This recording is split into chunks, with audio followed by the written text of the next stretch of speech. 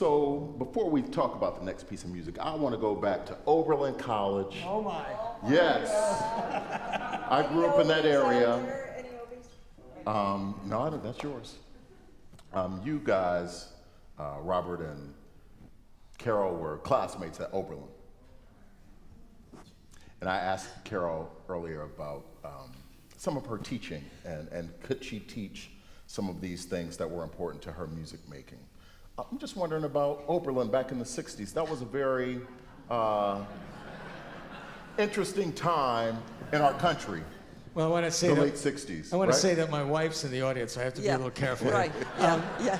But seriously, the time is 1967, and Yeah. I'm sitting in the student lounge at the Oberlin Conservatory. Who's ever been to the student lounge at the Oberlin Conservatory? No, the new conservatory. well, Raise your hand. It's still there, the lounge, yeah. Yes. That's right, yeah, it is. Yeah, and in walks this vision, Oh. Carol Wincenc, and I heard her play somewhere that semester. And composers, even as a baby composer, I thought, oh my gosh, I got to do something with that sound. And she doesn't remember this. You don't remember it.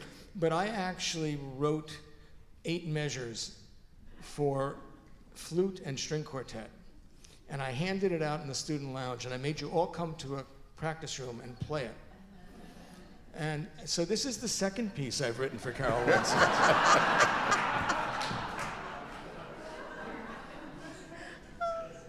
It's true. I love it. Okay. Yeah. And then she went to New York and became very famous, and the rest of us stayed at Oberlin. Bob, what was it like being, a student, a young person, back in the 60s, back in the mid to late 60s, and being in music school, and perhaps trying to address what was happening in the culture through music? It was very interesting because there were a lot of conversations in like music theory classes and music history classes about relevance. Do you remember this? Yeah. And why should we be studying this when the world is on fire? We got involved in demonstrations. I got my parents very upset because I got photographed in a big demonstration at one in point. Washington. You Right. were in Washington. We all, did you do the? Oh yeah, the bus, the whole thing. We did the Mozart Requiem in Washington after Kent State.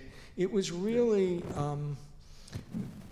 you think about the time we're in right now, and this is probably going to lead up to what we're going to talk about. The time we're in right now, I think for all of us in this room, is extremely distressing and disturbing. But with the lens of age, this is not the first time we have dealt with evil in our midst, frankly, and with not just bad decisions, but venal decisions about what to do with young people and children and families and minorities and everything else. And we were dealing with that at Oberlin as boomers. And of course now it's very interesting to be a boomer and to be vilified by the younger generation as having failed as a generation. But we don't forget what we did and where we came from either. And the music was important to us. We did the Mozart Requiem at the National Cathedral.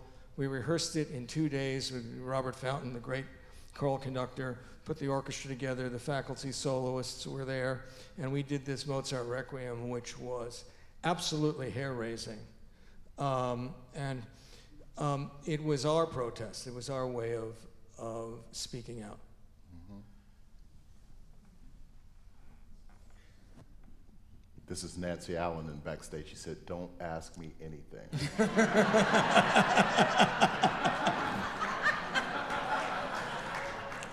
This is where, yeah, well, actually, I'd like to say something. And listening to them talk about the 1960s, I was a very young girl then, so I'm from a little bit of a different era. And Cynthia's, well, in a nutshell, I like to write our bios for the group, for the Les Amis, and I always like to point out from the beginning of the bio that our cumulative age is 194. Mm-hmm. Go no further. So you can do the math, yeah. But I went to Juilliard, and it was in the 70s, and if you think it wasn't turbulent then, it really was. I mean, there was something like 2,000 bombs went off across America in the 70s. That's how dangerous it was in our country. And but I went to Juilliard, and I actually had a composer as a teacher in my. I had several composers. One was Wincenc Persichetti. Yes. And in those days, and I was thrilled to be in his class, but whenever he saw me come in, he'd say, "Thank you for coming," because no one else did. Because in those days, there was no sense of building a career or a sense of, as Joe Polisi would put, art as a citizen, trying to think about political things or how you fit into society or your country. It was just all about us becoming artists, and we were busy in our practice room. So I just remember that he was very grateful that I came to class at all. But it's been really interesting for us to work with Bob and hear about his background, inspiration of this work, because it's not just musical. I think it comes from a much deeper place, which we're all feeling the angst about in the world today. Mm-hmm. Cynthia, I want you to touch on the trio and what brings you all together. You all have been playing music together for 15 years or so. Talk about that initial coming together, and what do you think is at the root of the foundation outside of music that has kept you all together?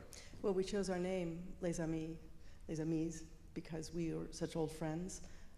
Carol and Nancy and I played in a lot of different chamber music festivals just as an ad hoc group, and we played the Debussy Trio quite a bit. And Nancy said that her great teacher told her that the best way to play that piece is if you're very good friends. In fact, the only way to play it is really well is if you're very good friends. And we just so enjoyed what we were able to inspire in one another with our playing. It just seemed great. Plus, I really wanted to be in a group where I didn't have a violinist telling me what to do.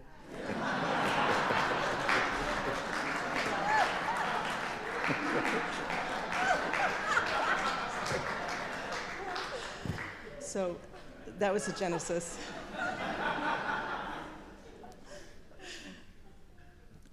Our first name was actually going to be WOW, for wonderful, overworked women. Carol, you want to touch on that a bit? Well, not only have we bonded through music and that Debussy experience, but now with Bob's piece, we have really met a threshold of sorts, even though we're used to that and how to resolve things. Because Bob, in the micro, it's extremely challenging. In the macro, it's stunning, the breadth, the spirit, and of course to have a work with such a powerful storyline.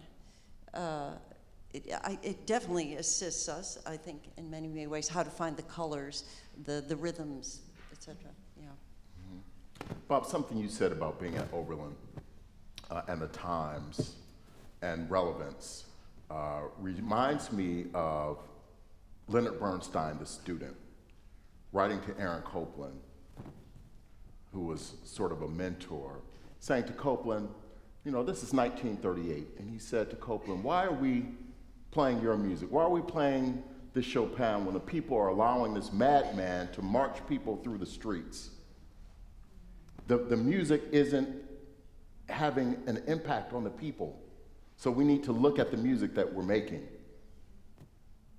And I'm thinking about this piece that you've written, and I think about Elijah Cummings, and the last time I actually saw him on television, and what he said, and I was moved by that. Yes. And you were moved by that as well. Okay, so I was asked by these three magnificent women, that's what I would call this group, by the way, three magnificent women, to write a piece. And this is very daunting because you are arguably the best flutist, the best violist, and the best harpist in the world. No pressure there, right? So what do you write for them? And then I'm sitting in front of television on February 28th, 2019, almost exactly a year ago, and I haven't written a note yet. Piece is due in late July. And there is Elijah Cummings. And I took this out because I wanted to get it right. And he was chairing the House Oversight Committee, and I'm sure many of you saw this. And he was talking to Michael Cohen, and he was talking to him like a preacher would talk to a sinner, like a confessor would talk to someone making confession.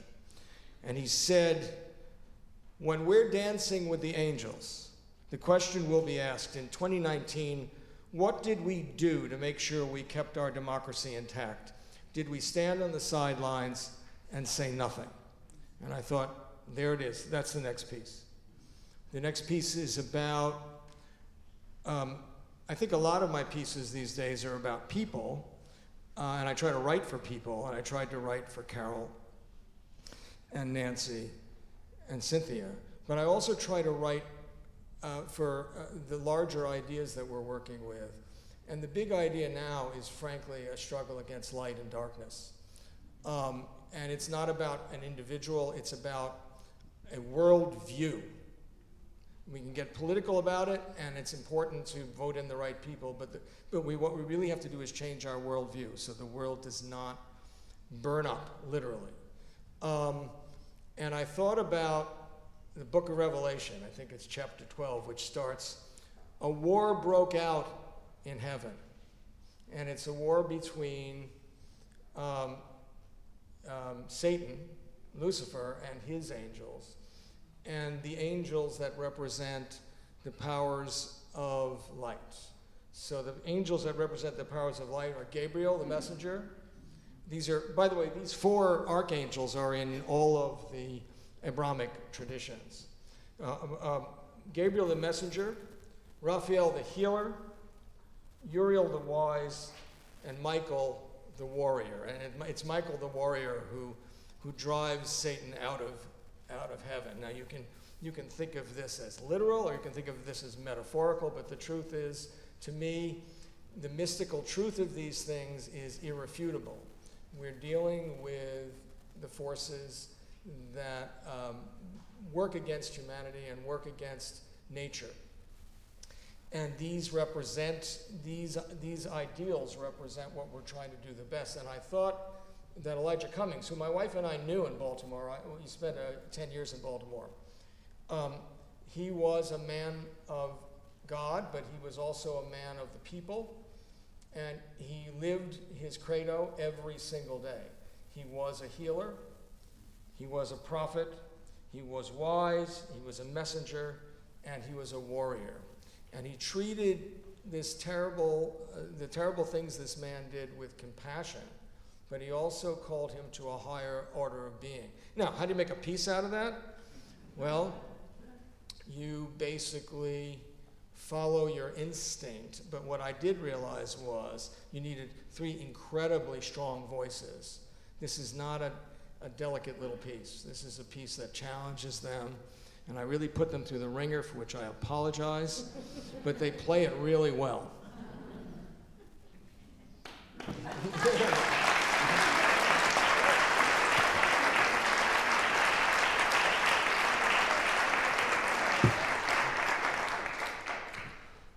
This is the final piece on the program.